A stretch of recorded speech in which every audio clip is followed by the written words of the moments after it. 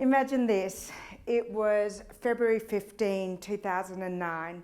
The glitter of Valentine's Day had just settled, and I woke up to my then BlackBerry beeping at me. It was a message from my private bank manager saying, please get to the bank and bring your accountant. You see, the global financial crisis was at my door. In fact, the global financial crisis had knocked down my door and I was about to crash. After 7 high-flying years of owning and running a very successful cosmetic distribution business, I was importing 36 different brands of cosmetics, fragrance and skincare into Australia. I was flying around the world first class every 3 months. I had a designer wardrobe and a truly fabulous life. But what I didn't know is that the world's worst financial crisis was upon us. And because of my lack of experience, a soaring ego, lack of good advisors, I had not bothered to hedge my foreign currency. And because I was importing brands from 4 different countries, I was leveraged up to the eyeballs. I was getting paid on 90-day terms. I was on the precipice of failure at any given moment if any little thing should go wrong. And boy, did everything go wrong. But here's what I learned in the worst 2 weeks of my life. I learned that I did not have any backup. I learned that I actually wasn't as smart as I thought that I was. I learned that I didn't have the right advisors, and I learned that I didn't have enough experience to see the signs. I lost $500,000 in a week in foreign currency, and the bank was there to tell me to get myself into voluntary administration or prepare to go bankrupt. I remember walking into the bathrooms of the National Australia Bank private suite, sitting on the floor and just shaking and sobbing and not wanting this to be true, but it was true. I remember thinking that the outcome of today was binary. I was either going to sink, or I had to become a really good Olympic swimmer in about 5 minutes. The bank manager took me into another room and whispered in my ear, go bankrupt, go bankrupt, go bankrupt. It's the only way out. And I knew that I just wasn't able to do that. I was 35 and I still had me, and I knew that if I was the person who'd got there to the high-flying years, I'd be able to swim out of it somehow. What happened next is really what made me. Out of the debris, out of the ashes, out of all the failure, out of hitting my head against a brick wall, I actually learned to reinvent myself and to fly, because there's nothing like owning your ugly. I looked in the mirror in that toilet of the bank and I saw all of my laziness, all of my soaring ego that had got me into this mess. I saw all of my failures when I overlooked signs. I looked at all the times that I didn't bother to read the fine details, read the contracts, hedge my foreign currency. I looked at all the times that I felt insecure, and I owned it. I decided that by owning my ugly, it was going to be my only way out. And at that moment, I made a decision to change. I went home, and in the process of closing down my business so I didn't go bankrupt, I lost another $460,000 in 2 weeks. So I was 35, I owned $960,000, I didn't have a job, I didn't have any money, and I didn't have any backup. But I had me. So I made a deal with the bank. I double mortgaged my apartment, which I'd paid off, and I just thought, okay, I have to survive. And I had to figure out how to make $8,000 a month to pay back the bank and also make money to live on. Then something really magical happened. When I laid my ego on the floor, when I admitted total failure, when I owned all of the burdens and all of the ugly, doors started to magically open up. I started calling people, and I was humble. I started calling people. And the one thing that I learned when you are on the floor, when you are absolutely nothing, is that people like a broken bird, and people like to help humble people. And boy, was I humbled at this point. So I still remember that I had a glittering and dazzling little black book from my glamorous years. So I started calling everyone. My administrator, who was basically an undertaker for business, this guy was absolutely awful. He kept on saying to me, Bahar, you don't have a business anymore. Why are you working? And I said, I don't know what else to do. I'm a worker bee, and I'm going to pull through this. So every single day, I would sit at my desk, which was now at home because I no longer had an office, and I would call people, and I would ask for help, and I would ask for advice. And before too long, a little fledgling idea of a business model came to me.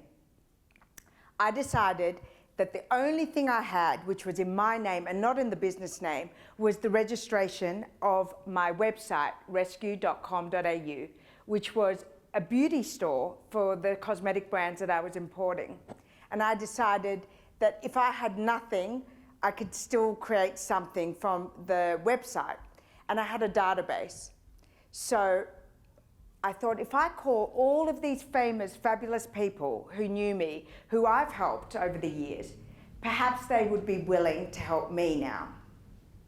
I asked designers, I asked nutritionists, I asked real estate experts, I asked financial experts, all of them to come on board for my next wild, crazy ride. And you know what? In a crisis, people form incredible bonds. And everyone, and I mean everyone, said yes. So before long, I was back. I was hustling, making deals, asking for favors. My frenemies started inviting me to events. My former competitors asked me to consult to them. I was back, baby, and I was back in a big way.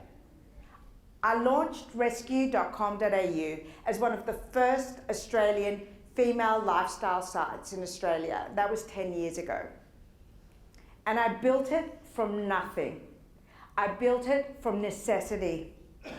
They say necessity is the mother of invention, and boy, did I need to reinvent. I had 16 of Australia's most dazzling, glittering stars on my panel of experts for Rescue, and we started to fly. In fact, one of the first people who backed me was my biggest customer, David Jones. They became my first client on Rescue, and they booked ads, and they paid on time, and they paid well. Pretty soon, I was back. All of the cosmetic brands in Australia were advertising on Rescue. I had a team of 10 people in my office. I was one of the first YouTube channels, and everything was flying high. But here's the thing, everyone gets lazy when times are good. And once again, I had change and disruption at my doorstep. You see, the digital industry is one of the most fickle and fast-changing industries in the world. And I was a newbie. I was basically pretending to be a publisher. And so, once again, as things started to change and get rocky, I remembered that it was time to face my ugly and to own the ugly. I started looking at where I was being lazy, where I wasn't listening, where I didn't know enough, and I could smell that it was time for a reinvention. And so today, as you listen to the people that Wendy and her team have put together, I want to ask you something. Don't just look for the soaring success stories. None of us, and I mean none of us, made it here by accident. Not one of us is perfect. And you know what? People don't like perfect. People don't need perfect. Your business won't be successful because it's perfect.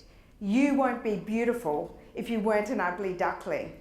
You have to own all of it, because failure is actually our secret sauce. Failure is what makes people human and believable. Failure gave me empathy. Failure gave me humility. And every single time that I failed, and I have failed spectacularly, in many, many things over and over again. But every time I have, it's taught me to understand people better. It's taught me to know how to connect with people at a different level. So today, when you hear the speakers and when I host the panels during the day, you'll hear me ask the hard questions. Today at this summit, we've asked the speakers not to share just the highlights or the highlights reel of their life. We've asked them to share what humbled them, what made them crash to the floor, what made them cry, what made them reinvent themselves. And I think as a result of this, we'll be able to connect with you more. We'll be able to share with you the things that no one ever told you. When I nearly went bankrupt and when I became humbled, the strangest thing happened. Other people started telling me their secret stories. The most famous people in Australia would pull me aside and whisper to me, you know, I went bankrupt and I didn't tell anyone. You know, I lost my house and I pretended I lived there. You know, I had to drive my car into a garage and hand over the keys. You would not believe the stories the most important and famous people in Australia told me. Every single one of us has had our ugly duckling moment. Every single one of us has had our failure. But remember, that's our secret sauce. The thing that I've learned is that everyone that's going to speak to you today and everyone that I've met that's inspired me over the past 45 years of my life is honest, is humble, and has learned to be who they are. My therapist has a really funny saying, which I love. We've all been to crazy town, but the secret is not to make a home of it. Today, I invite you to tune into your crazy town, but don't make a home of it. Today, I invite you to own your ugly and to remember, every single one of us has secret sauce. And for me, it was through epic failure that I found mine. I hope you have a beautiful day with us.